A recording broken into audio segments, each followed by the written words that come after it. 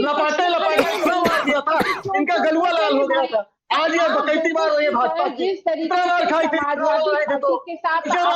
Video दिखाए, ऐसे मार थी इलाहाबाद में, कांग्रेस और समाजवादी कांग्रेस और समाजवादी पार्टी कब्जे के पक्ष में खड़े होना, माफियाओं के पक्ष में खड़ा होना, अराजकता के पक्ष में खड़े होना। अब तक आप जो है तुष्टिकरण का नाम लेकर जनता को गुमराह करते रहेंगे। अब तो आपको तुष्टिकरण का भी लाभ नहीं मिल रहा है, तुष्टिकरण का भी लाभ नहीं मिल रहा है। त्रिपाठी जी, कांग्रेस पार्टी को बताना चाहिए रॉबर्ट वाड्रा के घोटाले के बारे में कब बताएंगे, रॉबर्ट वाड्रा के जमीन कब्जे के बारे में आप कब बता पाएंगे? नहीं बता पाएंगे, क्योंकि आपको तो आदत है 50 साल के कार्यकाल में आप लोगों ने जिस तरीके से आम जनमानस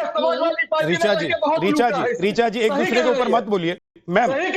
रीचा सिंह जी एक दूसरे के ऊपर मत बोलिए। एक बार संदीप त्रिपाठी जी को 30 सेकंड और मैं दे रहा हूँ। रीचा सिंह जी, रीचा सिंह जी प्लीज एक दूसरे के ऊपर मत बोलिए। आप जवाब देना चाहती है मैम, मैं आपके पास आऊंगा, रुक जाइए ना मैम। ऐसा थोड़ा है कि वो बोल के चले जाएंगे, आपको मौका नहीं मिलेगा, आपके पास मैं आऊंगा। मैम रुक जाइए प्लीज। आप एकमात्र महिला हैं इस पूरे पैनल में आज, थोड़ा सा धैर्य रखिए, आपका सबसे ज्यादा सम्मान होगा। रुक जाइए रीचा सिंह जी, बोलिए। Sandeep Tripathi ji 30 second non stop आपके लिए। बहुत है। भी नहीं छोड़ रहे हैं सरकारी जमीनों को, समाजवादी तरीके से जमीन पे आप लोगों ने अवैध कब्जा किया हुआ था, आपको समाजवादी पार्टी की लपाटे लपाटे दिया था, इनका गलुआ लाल हो गया था। आज ये डकैती मार रही है भाजपा की, इतना मार खाई थी, के साथ वीडियो दिखाए, ऐसे मार थी इलाहाबाद में, कांग्रेस और समाजवादी कांग्रेस और समाजवादी पार्टी कब्जे के पक्ष में खड़े होना, माफियाओं के पक्ष में खड़ा होना, अराजकता के पक्ष में खड़े होना। अब तक आप जो है तुष्टिकरण का नाम लेकर जनता को गुमराह करते रहेंगे। अब तो आपको तुष्टिकरण का भी लाभ नहीं मिल रहा है, तुष्टिकरण का भी लाभ नहीं मिल रहा है। त्रिपाठी जी, कांग्रेस पार्टी को बताना चाहिए रॉबर्ट वाड्रा के घोटाले के बारे में कब बताएंगे, रॉबर्ट वाड्रा के जमीन कब्जे के बारे में आप कब बता पाएंगे? नहीं बता पाएंगे, क्योंकि आपको तो आदत है 50 साल के कार्यकाल में आप लोगों ने जिस तरीके से आम जनमानस। रीचा जी एक दूसरे के ऊपर मत बोलिए मैम। रीचा सिंह जी एक दूसरे के ऊपर मत बोलिए। एक बार संदीप त्रिपाठी जी को 30 सेकंड और मैं दे रहा हूँ। रीचा सिंह जी प्लीज एक दूसरे के ऊपर मत बोलिए। आप जवाब देना चाहती है मैम, मैं आपके पास आऊंगा, रुक जाइए ना मैम। ऐसा थोड़ा है कि वो बोल के चले जाएंगे, आपको मौका नहीं मिलेगा, आपके पास मैं आऊंगा। मैम रुक जाइए प्लीज। आप एकमात्र महिला हैं इस पूरे पैनल में आज, थोड़ा सा धैर्य रखिए, आपका सबसे ज्यादा सम्मान होगा। रुक जाइए रीचा सिंह जी, बोलिए। Sandeep Tripathi ji 30 second non stop आपके लिए। बहुत है। जहां से योगी जी आते हैं, उन्होंने रविशंकर जी जो कि वहां के सांसद हैं, उनको कहा कि आपका घर नाले पर बना हुआ है, उन पर बुलडोजर कब चलेगा? योगी जी ने कहा। योगी जी का कहना है कि संदीप त्रिपाठी नहीं कह रहे, उन्होंने बाकायदे एक मंच में, चाहे वो गलती से कहे हो, चाहे प्रेम में कहे हो, अगर रविशंकर जी, रवि शुक्ला का अगर मकान जो है नाले पर बना हुआ है तो बुलडोजर चलाइए ना। मतलब अभी अखिलेश द्विवेदी जी की बात कर लीजिए, और अभी जो ऋचा जी बोल रही हैं, ये सपा में रहते हुए कोचिंगों को लूटा और ये कब्जा कर रखा है। दो घर तो आप क्यों नहीं कार्रवाई कराते? जल्दी कार्रवाई कराइए तो बताइएगा। मैं आपकी संदीप त्रिपाठी डिबेट करने आए हो तो बता दीजिएगा, क्योंकि आप लोग पॉलिटिकल डिबेट कर नहीं पाते, उसको डिरेल करना चाहते हैं। आपकी भाषा बताती है कि आप किस पार्टी का प्रतिनिधित्व कर रहे हैं। पर्सनल डिबेट करने आएंगे तो कर लेंगे, लेकिन अभी तो पॉलिटिकल डिबेट हो रहा है। नहीं, पर्सनल नहीं होना भाई, पर्सनल मत होइए।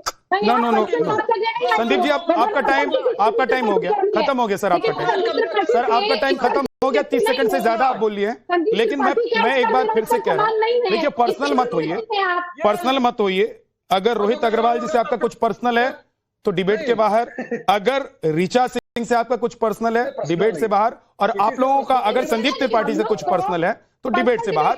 प्लीज, अगर आप लोग डिबेट में पर्सनल होते हैं तो आप लोग जनता का टाइम खराब करते हैं सर। जो अपना टाइम निकाल कर बैठते हैं कि फलाना नेता को सुनना है, फलाना पार्टी के प्रवक्ता को सुनना है, उनका टाइम खराब होता है। सौरभ मालवीय, एक सेकंड अब रुक जाइए प्लीज, पर्सनल होइए, सबका ऑडियो डाउन कर दीजिए। सौरभ मालवीय का ऑडियो पर रहेगा सिर्फ, आप सभी की आवाज नहीं जा रही है, मैं जिसके पास आऊंगा उसकी आवाज जाएगी, चीखा चिल्ली नहीं। ये मछली बाजार इसको नहीं बनाना है, ये वो डिबेट नहीं है जिसमें आकर सब एक साथ बोलेंगे और चले जाएंगे, किसी को कुछ समझ में नहीं आएगा। बोलिए सौरभ मालवीय, क्या योगी सरकार बदले की भावना से समाजवादी पार्टी पर, यादवों पर, मुसलमानों पर एक्शन लेती रही है और ले रही है, या फिर कानूनी दायरे में अगर कोई आता है तो उसके खिलाफ एक्शन होना तो बनता है? अब हमने छोड़ दिया, मैंने सौरभ मालवीय को इसलिए छोड़ दिया क्योंकि मेरे दोस्त हैं, लेकिन सौरभ मालवीय मुझे नहीं छोड़ेंगे क्योंकि उनको लगता है भाई कानून से ऊपर कुछ नहीं है। तो तब पछताए होत का जब चिड़िया चुग गई खेत।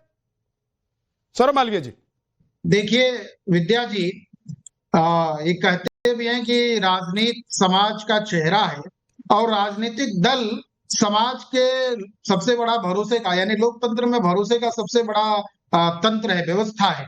वहां पर यदि इस तरह के कब्जा करना, भू माफिया के रूप में राजनीतिक दलों का अधिकार हो जाना, ये होता है तो लोकतंत्र के लिए खतरा है, आगाह है। एक दो बातें इसमें जरा महत्वपूर्ण है।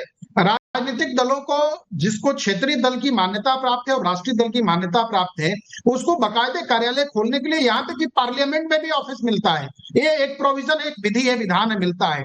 लेकिन देश के हिस्से में कहीं पर भी जहां भू कब्जा कर लो, वहां तत्काल का प्रभाव है, असर है, और आप उसको वर्षों वर्ष उसको आप यूज करते रहे, तो यदि कोई सरकार जागरूक होती है, यदि कोई प्रशासन जागरूक होता है और वह उसको पता करके और निस्तारण करता है, तो ये पॉलिटिकल एंगल नहीं है, यह प्रशासकीय कार्य है। इसलिए मैं सबसे पहले उस प्रशासन को बधाई देता हूं कि वो पता करे, खोजबीन करे और इस तरह के कब्जाधारी दल के झंडे को ध्वस्त करे, वहां से हटाए, मुक्त कराए। वो आम जन की भूमि है, ठीक है सौरभ, इसलिए होना चाहिए। एक बात। दूसरी बात जरा महत्वपूर्ण है, दूसरी बात यह है कि अरे आप आए न गए और धमकी देने लगे। अरे राजनीति को राजनीति के जैसे होना चाहिए, लोकतांत्रिक व्यवस्था में होना चाहिए, मूल्यों पर होना चाहिए। अभी थोड़ी सी ये अखिलेश जी की भाषा यूपी की जनता को समझ में नहीं आ रही। ठीक है, ओके सौरभ जी। रमनीश वत्स, अगर भाई कोई सरकार जागरूक है, उसको लग रहा है कि कोई जमीन कहीं कब्जा की गई है या फिर किसी जमीन की मियाद खत्म हो चुकी है लीज की, तो उसको खाली कराया जाए। उत्तर प्रदेश वो राज्य है जहां पर जमीन कब्जे के इतने मामले थे इस सरकार से पहले कि लोग दर दर भटकते रहते थे, परेशान रहते थे, भूमाफियाओं का कब्जा होता था और एक्सटॉर्शन का एक बड़ा धंधा चलता था। आज अगर ये सरकार कह रही है कि भाई अगर अवैध कब्जा कहीं पर है, अगर मियाद खत्म हो गई है लीज की, तो जमीन को खाली करिए, तो क्या ये मुसलमान और यादवों के खिलाफ षड्यंत्र है या बदले की भावना है योगी सरकार की? बिल्कुल भी नहीं, बिल्कुल भी नहीं, बिल्कुल भी नहीं। इस सिरे से मैं नकारता हूं। विद्यानाथ जी, सबसे पहली बात है कि पीडीए परिवार डेवलपमेंट अलायंस के मुखिया अखिलेश यादव जी का सारे के सारे समीकरण ध्वस्त नजर आ रहे हैं। 2017 से जब भी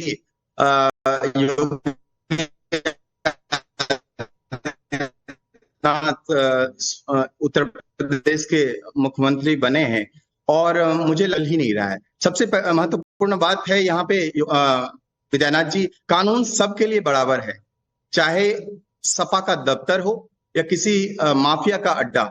सरकारी जमीन पर अवैध कब्जा बर्दाश्त नहीं होना चाहिए। और समाजवादी रमेश जी, आपके नेटवर्क में कुछ इशू है, मुझे लग रहा है उसको ठीक कराते हैं, उसके बाद आपके पास लौट कर आऊंगा। समाजवादी पार्टी के नेता बहुत देर से बोलना चाह रहे हैं। अशोक यादव जी बोलिए। आ रहा हूं। संदीप त्रिपाठी जी आपके पास भी और पवन जी आपके पास ही, लेकिन सबसे पहले एक बार अशोक जी। देखिए जी विद्यानाथ भाई, बड़ी हंसी आ रही है यहाँ पे अवैध कब्जे। अरे पूरी सरकार अवैध बनी है भैया, कब्जा करके, वोटों की चोरी करके सरकार बनी है और आप तो अवैध कब्जे की बात कर रहे हैं। भारतीय जनता पार्टी के 2014 के पहले कितने कार्यालय थे पूरे हिंदुस्तान में? अगर अवैध सरकार बनी हुई है तो सरकार को गिराइए। 750 से ऊपर बन गए। अशोक यादव जी, अगर ये सरकार अवैध बनी हुई है, सरकार को गिराइए। अगर आपका दफ्तर अवैध बना हुआ है, उसको छोड़िए। सर आप लोग क्या चाहते हैं कि सब कुछ अवैध हो उत्तर प्रदेश में और देश में?